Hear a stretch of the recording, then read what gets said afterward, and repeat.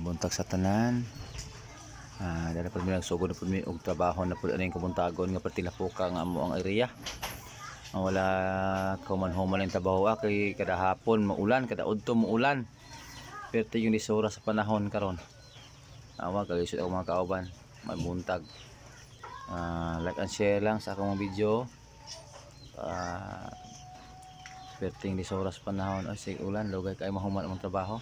Ano dagon po ganing langit no? Nya lapok ito sa likod. May pikas nang manaman pikas nang po na mong trabaho. Na galisod ang kauban. Loy kayo nya tinapuka sa likod.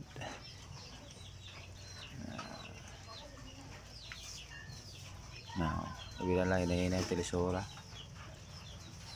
Ang trabaho dito sa Kapitolyo Legislative Office.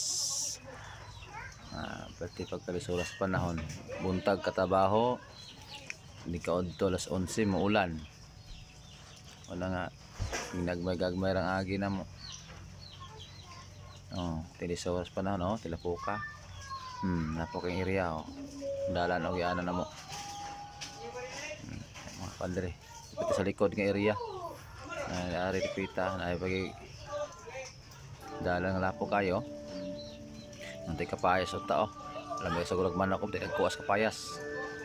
Pwede matuwa. Biagi ang atog na